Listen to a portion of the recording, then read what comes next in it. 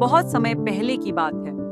एक महान योद्धा अर्जुन था, जिसे अपने जीवन के सबसे कठिन फैसले का सामना करना पड़ा। वह कुरुक्षेत्र के युद्ध भूमि पर खड़ा था और उसकी आंखों में भय, संकोच और एक गहरी दुविधा का समंदर था।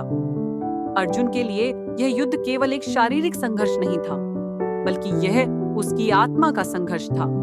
वह अपने प्रियजनों और रिश्तेदारों को सामने देखकर यह सोचने लगा, क्या मुझे उनके खिलाफ युद्ध करना चाहिए?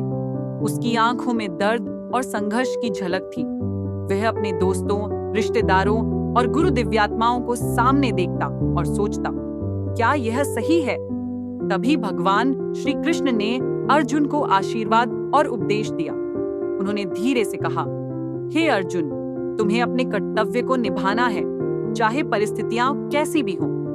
कृष्ण के शब्दों में एक अजीब सी शक्ति थी, जैसे हर शब्द अर्जुन के दिल में गहरे समा जाए। उन्होंने कहा, तुम्हारे लिए यह युद्ध तुम्हारा कर्तव्य है और तुम्हें इसे निभाना ही होगा। तुम्हारे कर्म ही तुम्हारी पहचान बनेंगे और यही तुम्हारा धर्म है। अर्जुन ने धीरे से सिर झुका लिया और कृष्ण के शब्दों को अपने हृदय से लगा लिया। तस्मिन् युद्ध समरे च कीर्ति श्री धर्म लक्षणा। कृष्ण के शब्दों में वह शक्ति थी जिसने अर्जुन को पुनः अपने कर्तव्य की राह पर खड़ा कर दिया। अर्जुन ने अपने कर्तव्य के लिए संकल्प लिया और अपने डर, संकोच को दूर करके युद्ध भूमि पर उतर पड़ा। वह अब केवल अपने कर्तव्य और धर्म के प्रति निष्ठावान था।